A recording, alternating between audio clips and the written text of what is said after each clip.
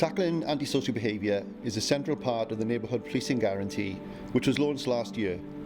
The South Wales Police ASB Action Plan is our commitment to the communities of South Wales, and we are committed to ensuring we do everything we can to prevent and reduce antisocial behaviour and to protect those who are most vulnerable to its harm. But I understand that antisocial behaviour is complex and it's not for us to deal with alone. So we're committed to working with our partners. We are working with local authorities, health boards, housing providers, youth services, the voluntary sector And communities themselves in tackling and preventing antisocial behaviour. through hotspot policing, structured problem solving and early intervention.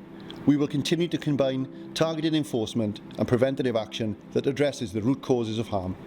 Our ASB Action Plan is shaped by the voices of the public, and if you haven't already, please sign up to South Wales Listens. This is a two-way engagement forum that allows the public to reach out to their local named officer to raise concerns and be kept informed on local priorities.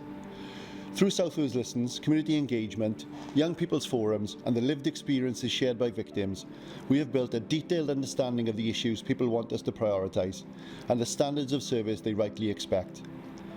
Together, we will build safer neighbourhoods where people feel supported, confident and reassured that antisocial behaviour will not be tolerated.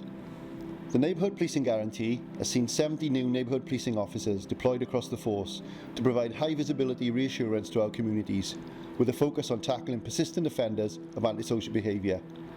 In line with the Neighbourhood Policing Guarantee, each community has a named contactable officer listed for their area, enabling them to reach out, engage with the local teams and be kept informed on local issues and priorities.